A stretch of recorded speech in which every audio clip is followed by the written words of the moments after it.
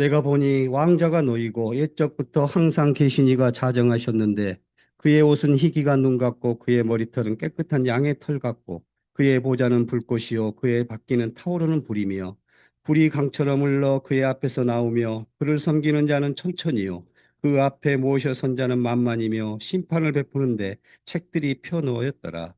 그때 내가 작은 뿔이 말하는 큰 목소리로 말미암아 주목하여 보는 사이에 짐승이 죽임을 당하고 그의 시체가 상한 바 되어 타오르는 불에 던져졌으며 그 남은 짐승들은 그의 권세를 빼앗겼으나 그 생명은 보존되어 정한 시기를 이르기를 기다리게 되었더라. 내가 또 밤 한상 중에 보니 인자 같은 이가 하늘 구름을 타고 와서 옛적부터 항상 계신 이에게 나아가 그 앞으로 인도되매 그에게 권세와 영광과 나라를 주고 모든 백성과 나라들과 다른 언어를 말하는 모든 자들이 그를 섬기게 하였으니 그의 권세는 소멸되지 아니하는 영원한 권세요 그의 나라는 멸망하지 아니할 것이니라. 아멘. 아멘. 자리에 앉으시겠습니다. 하나님 아버지, 주께서 말씀하옵소서. 삼가 듣겠나이다. 의지하오며 예수님 이름으로 기도합니다. 아멘. 어, 비로 인해서 이곳저곳이 참 어려운 일이 많은 것 같습니다. 걱정이 좀 많아서 이곳저곳 좀 알아봤는데, 참빛교회 성도님들이 계시는 곳에는 그 어려움 가운데서도 다들 무사하시고, 여기까지 피해는 있지만 큰 피해 없이 다들 이 자리에 서로 만나게 되어서 정말 감사드립니다. 오늘 저는 산청 예술하우스가 예배를 드릴 수 있을까라고 걱정했는데 예배를 드리는 것 같습니다. 그리고 어젯밤에 극한 그 상황 속에서 예술하우스 식구들이 대피하지 않으시고 그곳에서 버티셨던 모양입니다. 예술하우스 건물은 상당히 좀 지대가 높아요. 그래서 그 건물로 전부 다 모였던지 해서 피하시다고 노목사님 그대로 계시다가 오늘 아마 예배를 또 드리게 되고 전국에서 걱정하신 분들이 오지 말라는 소리를 듣고서 다들 갔어요. 오지 말라는데 다 갔어요. 걱정이 되니까 가서 찾아보고 하는 것 같습니다. 예. 그래도 이때 어려울 때 누군가 찾아보는 분이 있으면 그분 때문에 또 힘나는 것 같습니다. 우리 성도님에게 서로에게 한번 안부 좀 여쭤보시겠습니까? 빚 때문에 어려운 일 없으십니까? 음. 이왕이면 한 말씀 더 해주시죠. 제가 어떤 도움이 될 수 있을까요? 음, 아, 이번 비가 올 때 각각 계시는 곳에서 나름 뭐 할 일은 있겠습니다만은 여기 비 오기 전에 놀이터 같은 데는 관공서에서 나오셔가지고 전부 다 하수구라든지 배수구 같은데 밑에 싹 긁어내고 하시더라고요. 그런 것이 또 큰 도움이 되던 것 같습니다. 전혀 물 많이 안 고였고요. 이 앞에도 고이면 아, 집사람이 또 우산 쓰고 나가가지고 호미 들고 일일이 하고 또 앞집 계신 분 또 여기 은비 어린이집 전부 나오셔가지고 다 물고 열고 다들 그렇게 하셔서 이곳은 그래도 비가 제법 많이 왔어요. 그럼에도 불구하고 다행히 좀 어려운 일이 없었습니다. 어려운 일 가운데서도 우리가 서로 이런 시간들을 잘 견뎌나갈 수 있는 것은 현명한 대처가 있기 때문이고 또 서로가 서로를 돕기 때문이라고 생각합니다. 그런 사람들로 우리 주님의 사람들이 함께 했으면 좋겠습니다. 오늘 말씀은 다니엘서에서 새로운 장소로 넘어갑니다. 새로운 시간으로 넘어갑니다. 오늘 다니엘 7장에서는요, 네 짐승이 나와요. 앞을 좀 보실까요? 다니엘이 봤던 환상이에요. 환상인데 첫째가 읽어주실까요? 사자인데 독수리 날개를 가졌고 네 발이잖아요. 근데 뒷발은 땅에 딛고 앞발은 든 그런 사자를 봤다는 거예요. 여러분 이런 사자를 혹시나 꿈속에서라는 현실에서 보시면 어떻게 하시겠어요? 저는 먼저 카메라를 들겠어요. 휴대폰을 들어가지고 우와 하고 먼저 찍고 보지 않을까 싶어요. 그 다음에 두 번째 옆으로 가볼까요? 새 갈빗대를 문 곰입니다. 그 다음에 그 밑으로요 머리와 날개가 네 쌍인 표범입니다. 여러분 이런 표범 보면 이제 돌연변이죠 진짜. 네. 그리고 마지막 검은색이요. 철이빨, 열뿔에 작은 뿔이 또 있는 짐승 이렇게 되어 있습니다. 여기는 네 나라인 게 다 이미 어느 정도 밝혀졌습니다. 바빌로니아, 페르시아, 헬라, 로마죠. 여기 말씀에서 1절을 보시면 우리 조금 좀 생각해 볼 부분이 있습니다. 앞을 보시고 함께 읽어볼까요? 바벨론 벨사살 왕 원년에 다니엘이 그의 침상에서 꿈을 꾸며 머릿속으로 환상을 받고 그 꿈을 기록하며 그 일의 대략을 진술하니라. 다니엘이 진술하 이르되 내가 밤에 환상을 보았는데 하늘에 네 바람이 큰 바다로 몰려 불더니 큰 짐승 넷이 바다에서 나왔는데 그 모양이 각각 다르더라 합니다. 여러분 다니엘서에 독특한 글쓰기가 나오는데 1절부터 6절은 전부 다 다니엘이에요. 그런데 7장부터는 나라는 표현이 자주 나옵니다. 나. 그러니까 소위 말해서 7장부터는 1인칭인 거죠. 직접 경험으로 이야기하고요. 하지만 1장부터 6장은 다니엘에서 3인칭 시점으로 쓰고 있어요. 그것도 조금 좀 우리 생각해 볼 만한 자료 겁니다. 그럼 1장부터 6장은 객관적인 자료란 뜻일 거예요. 근데 7장부터는 뭐냐 그러면 계시받은 거예요. 다른 사람은 몰라요. 누구만 아는 거예요? 다니엘만 아는 것으로 그렇게 기록하고 있어요. 그런데 시작의 연도를 잘 보세요. 7장 1절에 바벨론의 어느 왕인가요? 벨사살 원년이면 이걸 조금 좀 기억을 해보셔야 돼요. 여러분 다니엘서 6장에서 벨사살 왕 나왔죠. 벽에 메네메네 대길 우바르신 글자 쓰여서 다니엘을 불렀잖아요. 벨사살 왕이. 그리고 그날 밤에 어떻게 됐나요? 바벨론이 페르시아에게 멸망당했어요. 여러분 그때 6장이 벨사살 왕 몇 년일까요? 여기는 원년이잖아요. 실장은 즉위한 거잖아요. 그러면 6장은 몇 년일까요? 6장은 벨사살 왕 14년이에요. 그러니까 연도를 조금 기억해 보세요. 6장은 14년째, 벨사살 왕 14년째고 여기 7장은 벨사살 왕 1년째, 14년 전이란 말이에요. 14년 전이니까 아직 바벨론이 멸망한다, 페르시아가 멸망한다, 이건 생각도 안 한 때란 말이에요. 근데 그때 정도에 하나님께서 이 다니엘에게 놀라운 환상을 보여주신 것이죠. 이때부터 역사와 앞으로 진행을 보여주신 겁니다. 그래서 7장 1절에 벨사사랑 원년은 기억해 놓으실 만해요. 여러분 우리에게 하나님께서 어떤 일들을 알게 하실 때가 앞으로 진짜 그런 일이 있을까 하는 그런 생각을 하게 될지도 몰라요. 예전에 강영훈 집사님과 함께 농사에 대한 이야기를 무엇을 심을 것인가 하는 것을 이야기하다가 그런 이야기를 서로 했던 적이 있었던 것 같습니다. 우리나라 농사가 점점 기후 때문에 바뀌고 있다는 거예요. 점점 바뀌고 있다.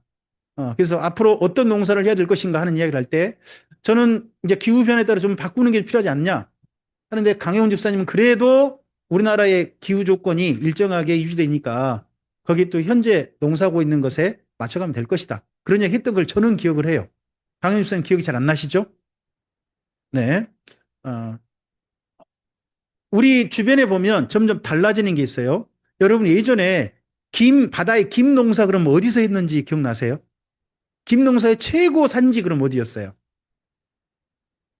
진도 완도였죠. 진도 완도 그 옆에 제 고향 고흥 이쪽 지역이 김 농사의 최고 지역이었어요. 지금 현재 김 농사 우리나라의 최고 지역은 어딘가요? 무안이요? 서천이에요. 충남 서천 그쪽이 더 올라가 버렸어요. 그쪽에 아주 까만 김이 많이 나오는 지역으로 지금 올라가 버렸어요. 김이 그쪽 쭉 올라갔어요.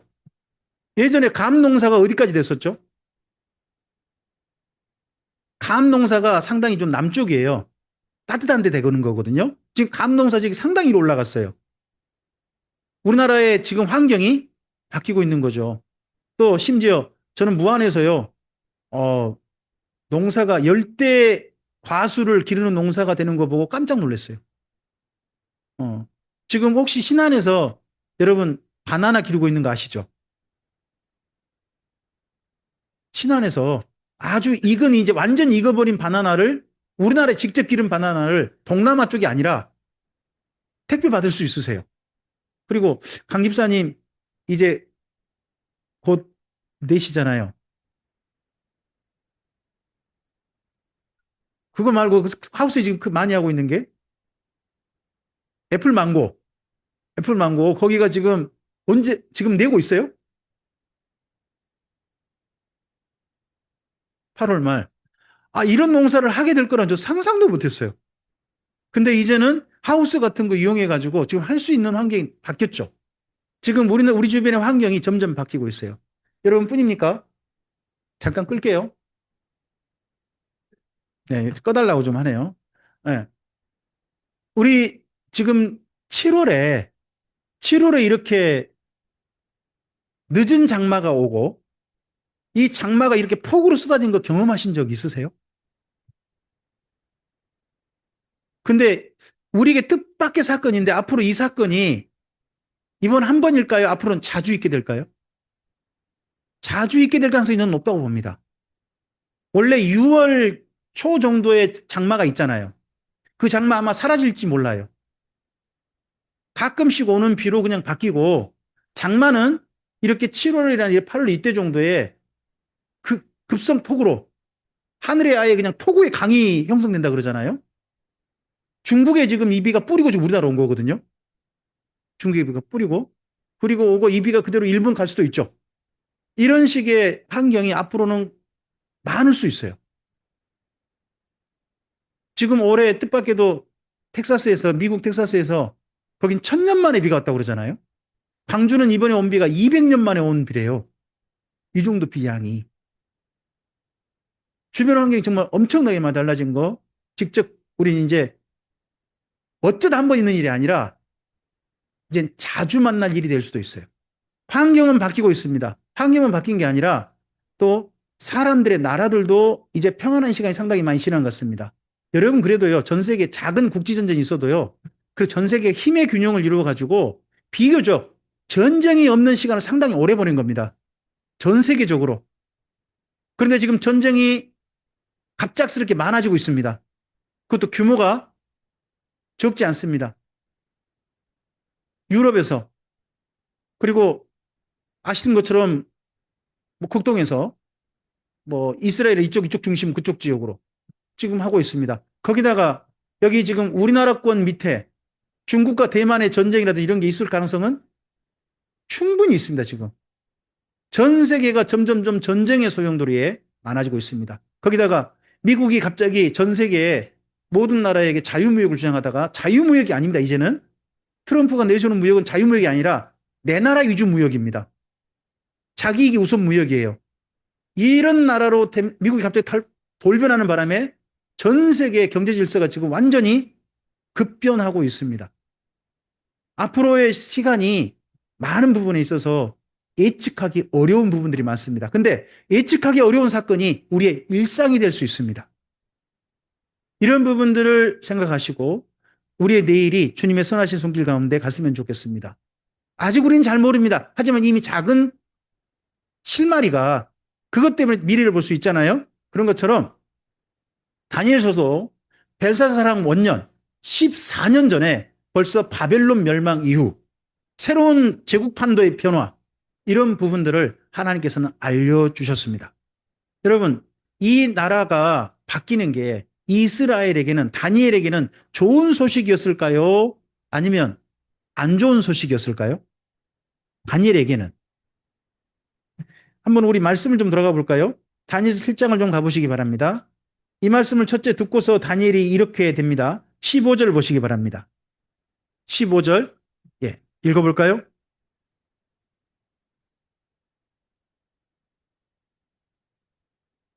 그리고 한번 설명을 듣습니다. 설명 듣고 난 다음에 다니엘의 반응입니다. 28절 읽겠습니다. 그 말이 이에 그친지라 나 다니엘은 중심에 번민하였으며 내 얼굴이 변하였으나 내가 이 일을 그러면 다니엘이 이 소식을 듣고 또 설명까지 듣고 난 다음에 지금 아주 기쁜 겁니까? 아니면 뭔가 좀 반응이 좀 다르죠? 기쁜 것 같진 않죠? 왜 이럴까요? 여러분 다니엘이 꿈꾸는 것은 이스라엘 민족이 이 바벨론 포로 생활을 마치고 돌아가서 자기 민족이 평안하게 자유롭게 사는 그래도 안정적으로 사는 그런 세상을 생각했을 겁니다. 근데요 하나님께서 다니엘에게 보여주신 앞으로의 세상은 뭔가요? 앞으로 이 세상은요, 가나안 땅의 주인이 이스라엘 민족이 아니라는 거예요. 지금 현재 가나안 땅의 주인은 누굴까요? 다니엘이 벨사스란 원년 이때는 가나안 땅의 주인이 누구예요? 바벨론이에요. 그럼 그 다음엔 가나안 땅의 주인이 누군가요? 이스라엘 민족 돌아가잖아요. 페르시아예요. 그러고 난 다음에 가나안 땅의 주인은 또 누구예요? 헬라예요, 헬라. 알렉산더 헬라. 그러고 난 다음엔요. 로마, 헤롯.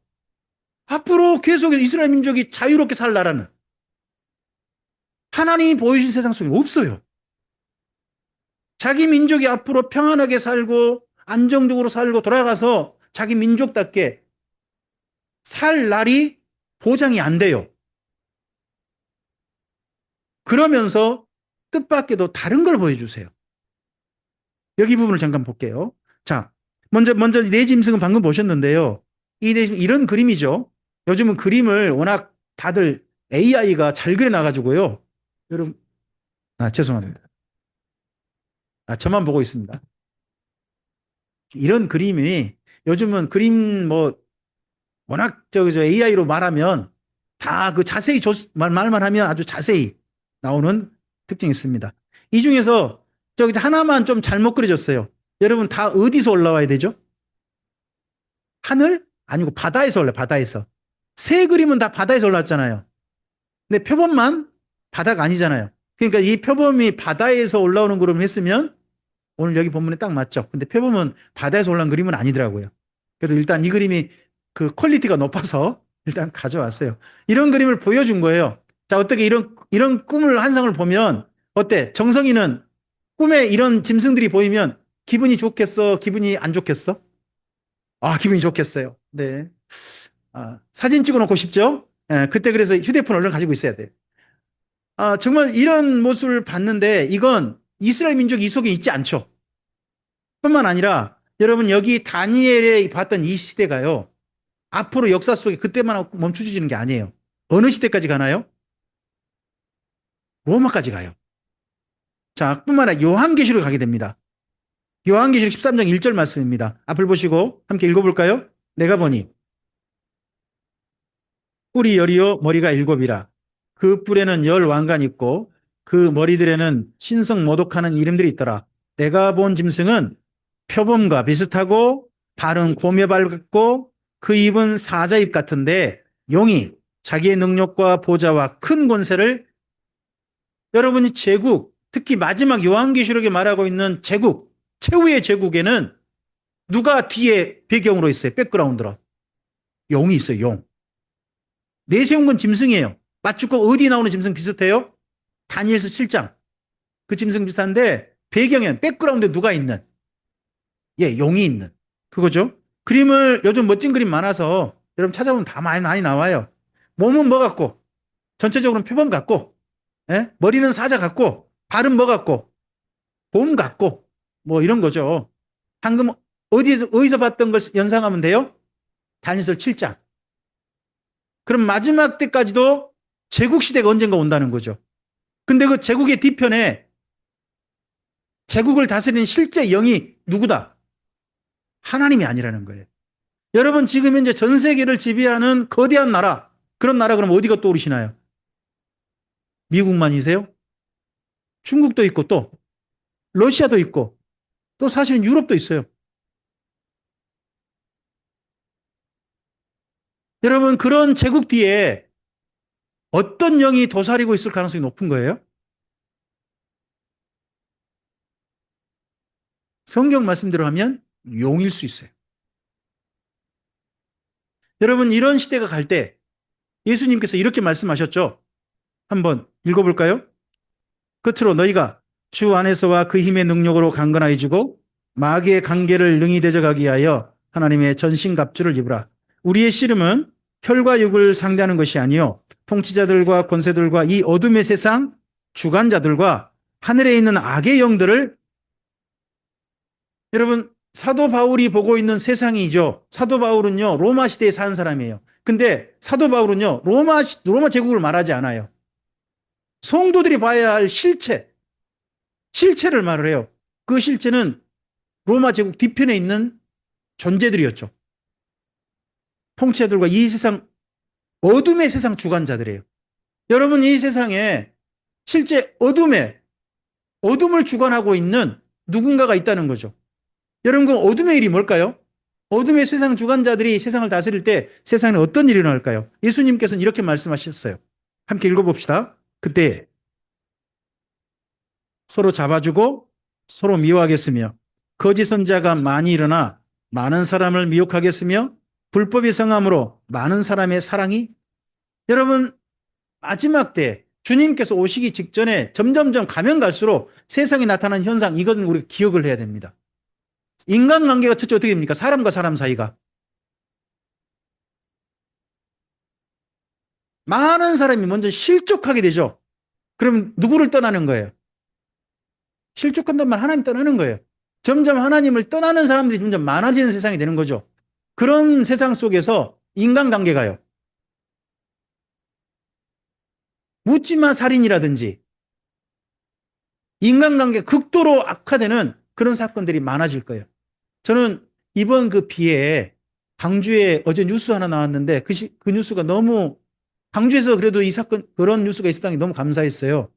그 폭우로 인해 가지고 맨홀 뚜껑이 열려버린 모양이에요. 거기 할아버지께서 빠지셨는데 그대로 두면 빨려 들어가서 돌아가실 뻔했죠. 근데 그걸 바로 그 주변에 있는 주차장, 세차장 그 분이 발견하셔가지고 가서 사람을 끌어내려고 하는데 못 끌어냈어요. 너무 물이 세차게 들어가니까. 그러니까 주변 사람들 달려들어가지고 꺼내려고 하는데 이 할아버지 먼저는 물에 그냥 숨을 못 쉬니까 한자 돼가지고 얼굴 내밀어서 숨을 잘 쉬게 만들고, 차 한 대가 또 그때 또 떠밀려 왔거든요. 차 막고 해가지고 그 할아버지를 끄집어냈어요. 그 할아버지는 덕분에 생존했어요. 이런 한 사람을 살리는 사건이 광주에 있었다는 게 너무 감사했어요. 그분이 또 그 사건 전체 후에 그 맨 처음 발견하신 세차장 그 주인께서 하신 이야기가 감사하다는 이야기 하니까 더 감사했어요. 그 자기 통해가지고 이런 한 분이 사는 것에 대해서 감사하다, 이 이야기 들으니까 너무 감사했어요. 아직은 보면 서로를 미워하고 서로를 극단적으로 서로를 상대편을 의심하고 하는 그런 것보다는 도우려고 하고 서로를 믿어주려고 하고 하는 그런 세상이라는 것에 대해서 감사해요. 우리 옆에 계신 분에게 한번 좀 그렇게 좀 이야기 좀 해보시겠습니까? 저를 믿어주시면 안 되겠습니까?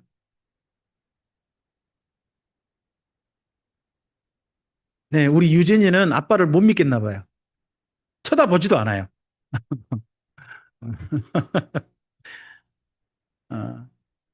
그리고 말세 현상 중에 가장 더 심각한 것 중에 하나가, 여러분, 종교가 타락하는 거예요.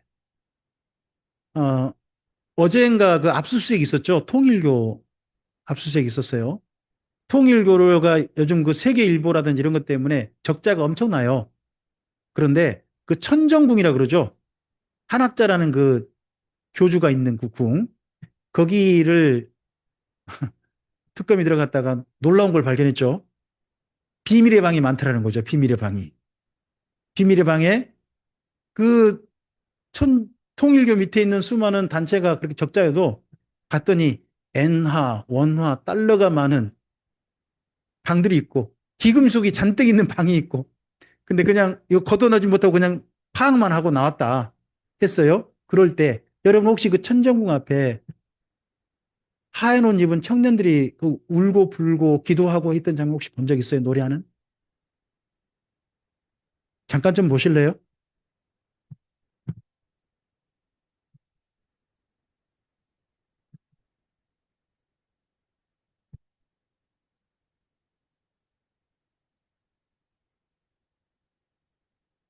는 이들도 있었습니다. 갑자기 내리기 시작한 폭우에도 우위를 나누어 입고 자리를 지켰습니다. 여긴 누구예요? 방금 좀 전 통일교고요. 여긴 교회예요.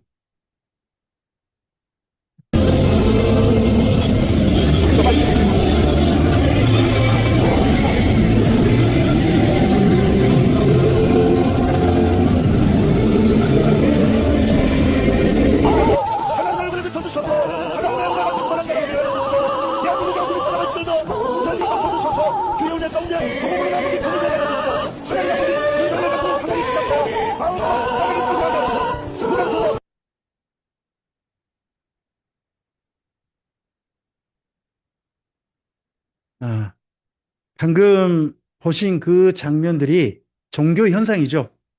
뭔가 지금 간절히 소원하는 걸 바라는 이들의 현상이에요. 그 중에는 누구도 있느냐? 교회도 있어요. 근데 주께서 말씀하셨어요. 마지막 때는 종교가 타락한다는 거예요.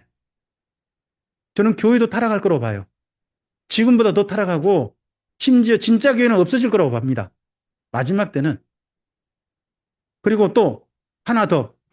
여러분 세상을 다스리는 질서 그래도 법이라는 게 있어서 그나마 법대로 하면 그래도 의지할 만하다 하는 거잖아요. 그런데 앞으로 세상은요. 이런 세상이 주께서는 미리 말씀하셨죠. 법 자체가 어떤 이익을 따르는 법들일 거란 거죠. 그래서 많은 사람이 사랑에 식어지는 세상이 될 것이다. 여러분 이런 세상에 뒤에 누가 이런 세상이 되도록 조장하고 있을까요? 저는 악령이라고 봅니다. 어둠의 세상 주관자, 이들이 전 세계를 지배하는 사람들을 내세우고 그런 흐름을 만들어서 이렇게 간다고 저는 생각을 가지고 있습니다. 근데 보면 사람들이 점점 이런 세상을 가고 있고 그런 세상이 실제 되어 가고 있습니다. 그럴 때 우리는 어떻게 해야 될까요? 이런 세상 속에서. 오늘 여기 말씀에, 7장 말씀에 일부분을 우리가 좀 꼭 봤으면 좋겠습니다. 이렇게 되는 세상임에도 불구하고 같은 말씀이 반복됩니다. 여러분 7장 12절부터 14절 보시겠습니까? 7장 12절부터 14절 읽어주십시오.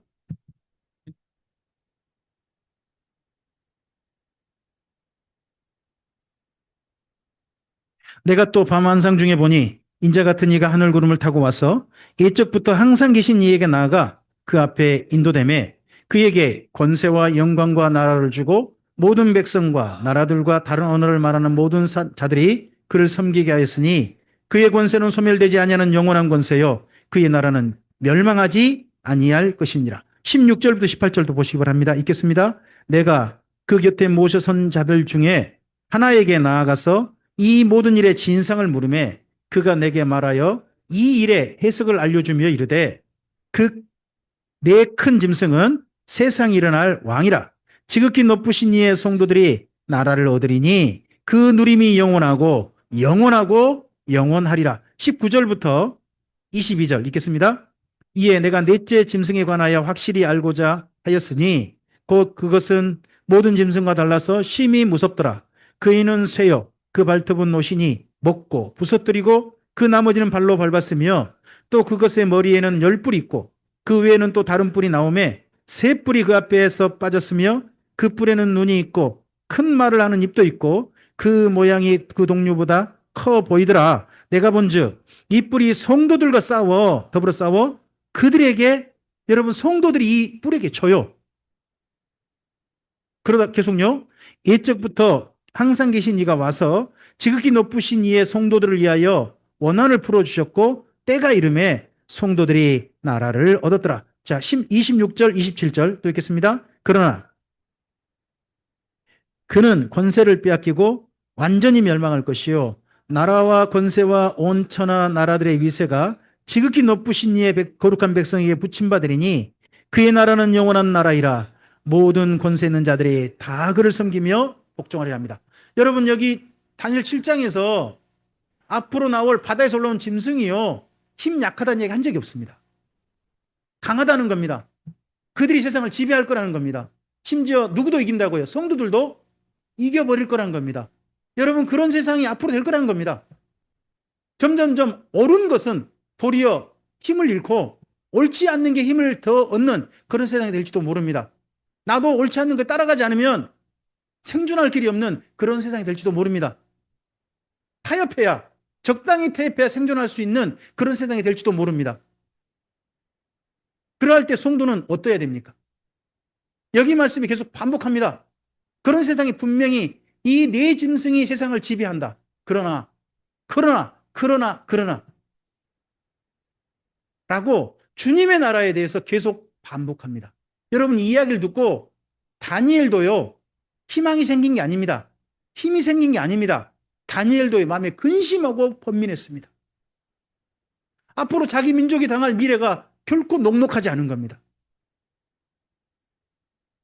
영 주님의 나라의 미래는 너무나 먼 미래고 당장 오늘 부딪혀야 될 내일은 너무 험악하단 말이에요. 이것이 다니엘에게 결코 이 소식이 기쁜 소식이 될 수 없었습니다.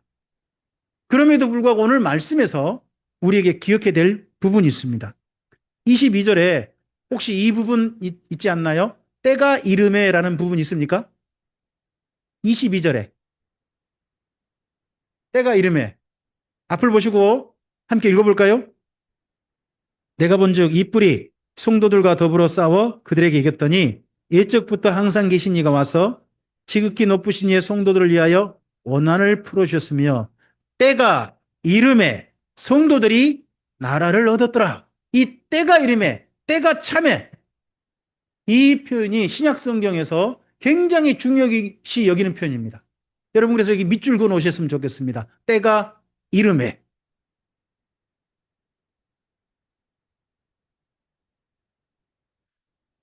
신약 성경의 말씀들 한번 좀 살펴보겠습니다. 앞을 보실까요? 마가복음 1장에 예수님의 등장에 이 표현이 등장합니다. 방금 보았던 다니엘서 7장에 있던 그 표현이 등장합니다. 함께 읽겠습니다. 요한이 잡힌 후 예수께서 갈릴리에 오셔서 하나님의 복음을 전파하여 이르시되 때가 찼고 하나님의 나라가 가까이 왔으니 회개하고 복음을 믿으라.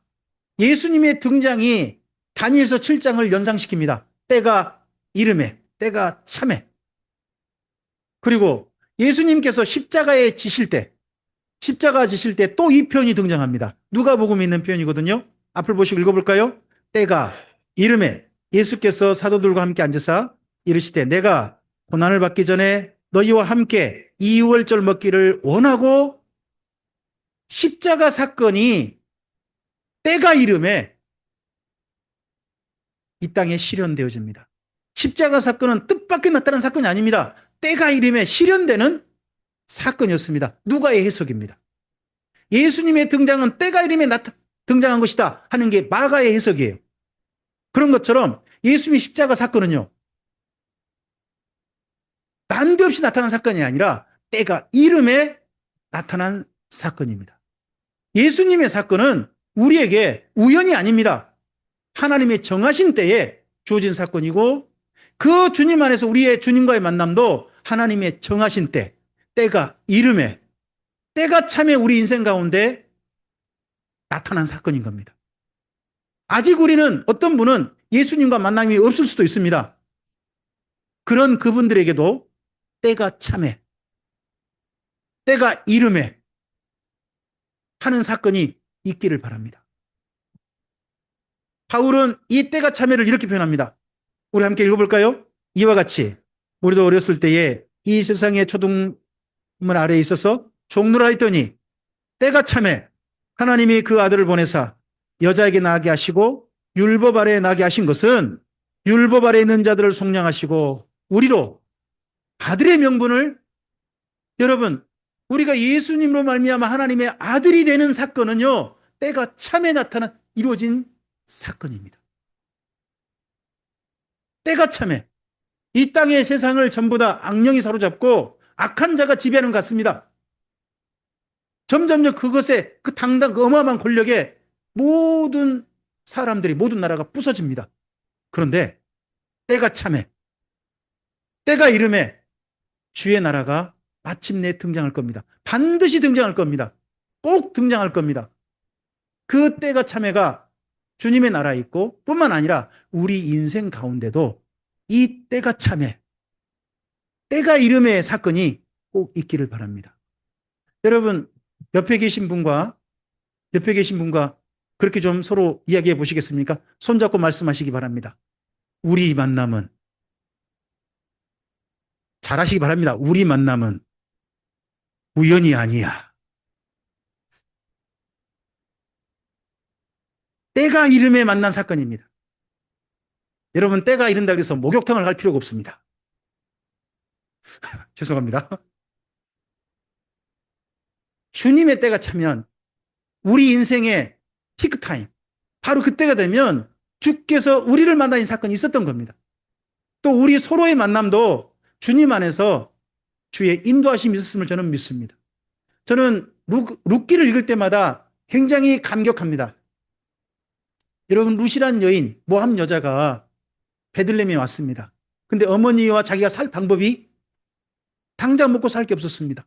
그래서 마침 그때가 보리밭에서 추수할 때여가지고 보리 이삭 거두러 나갔습니다. 그래서 이밭저밭 다녔는데 이삭을 많이 주울 수 있는 밭이 없는 거예요. 그러다가 이밭저밭 다니다가 우연히 보아스의 밭에 이르렀습니다. 그곳에서 또 열심히 주었습니다. 아마 보아스의 밭에는 좀 더 이삭이 좀 많았는지 몰라요. 열심히 줍고 있었습니다. 마침 그때 성경은 그렇게 표현합니다. 마침 보아스가 그 밭에서 일하는 일꾼들을 격리하기 위해서 주인으로서 찾아온 겁니다. 보아스는 마침 왔습니다. 목적을 가지고 왔습니다. 룻은요, 원래 그 밭에 갈 생각도 한 게 아닙니다. 우연히 이르렀습니다. 근데 그 뒤편에 하나님의 미팅 주선이 있었습니다. 이 두 사람의 만남의 주선이 있었습니다. 우리 인생 가운데도 사랑하는 이들과 만남의 사건이 하나님의 개입이 없었다? 저는 있었을 거라고 생각합니다.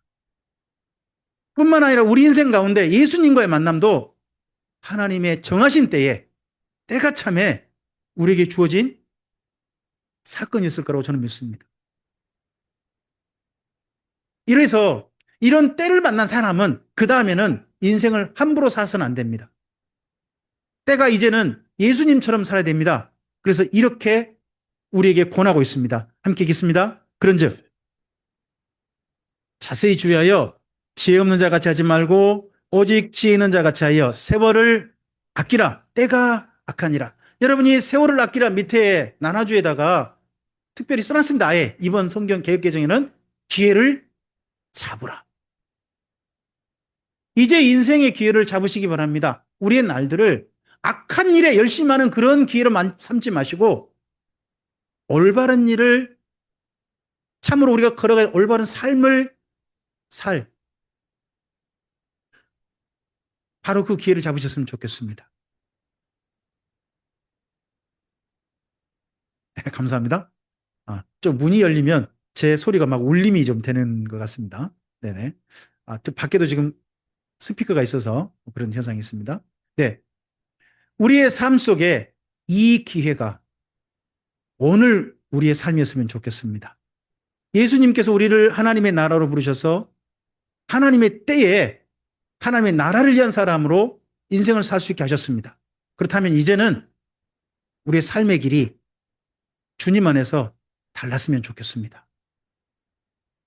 그저 함께 휩쓸리는 길이 아니라 걸어가야 할 길을 걷는 우리였으면 좋겠습니다. 물론 그 길 걷는 게 쉽지 않을 겁니다. 그 길이 힘들 겁니다. 찾는 이도 많지 않을 겁니다. 하지만 우리가 걸어가야 할 오늘은, 하나님의 때는 올바른 길입니다. 참된 길입니다. 당당한 길입니다. 주 앞에 섰을 때 부끄러워하지 않을 그런 길입니다. 이 길에 함께 갔으면 좋겠습니다. 그리고 마침내 하나님께서 말씀하신 그 때가 이름에 예수님의 나라, 그 나라에 함께 서는 우리 모두였으면 좋겠습니다. 오늘 하나님의 나라를 여러분의 때에, 여러분의 인생의 오늘에 가득 채워보시기 바랍니다. 그리고 그렇게 채워가다가 예수님께서 우리를 위해 마련하신 바로 그 하나님의 나라까지 꼭 이르시는 우리 모두이시기를 주님의 이름으로 축복합니다. 기도하겠습니다. 주님, 감사합니다. 다니엘이 자기 민족의 미래를 위해서 보았던 미래는 자기 민족이 결코 평화롭고 안정되고 그런 미래가 아니었습니다. 암담하고 도리어 수많은 세월을 제국의 깃발 아래서 짓밟혀야 되는 그러한 미래였습니다. 그래서 그의 마음이 하나님께서 성도의 나라, 하나님의 영원한 나라를 보여주었음에도 불구하고 그의 마음이 번민했고 근심이 가득했습니다. 주님, 우리 성도들의 삶의 자리가 평안하고 넉넉하고 모든 것이 뜻대로 된다면 얼마나 감사하겠습니까마는 올바르게 사는 사람들일수록 더 힘들어지는 게 내일일지도 모르겠습니다. 주님, 그러하다 할지라도 주의 성도답게 걸어가야 할 길을 여기까지 걸어온 사랑하는 참빛교회 성도들이 주의 말씀을 힘입어서 우리에게 때가 참에 우리를 찾아오신 주님처럼, 때가 이름에 기꺼이 십자가를 지셨던 주님처럼 주님의 날에 주님의 기회를 잡아서 주님의 나라를 이루어가는 삶으로 주 앞에 우리들이 함께 서고자 합니다. 그 삶에 함께 동역하고자 하고 동참하고자 합니다. 주님, 우리를 도와주시옵소서. 우리의 손길을 잡아 인도해 주시옵소서. 우리의 걸음이 비틀거리지 않게 하시고 곁길로 흘러나가지 않게 하시고 당당한 길을, 정말 걸어가야 할 길을, 올바른 길을 걸어가는 우리 모두가 되도록 우리 인생길을 지도해 주시옵소서. 의지하오며 예수님 이름으로 기도합니다. 아멘.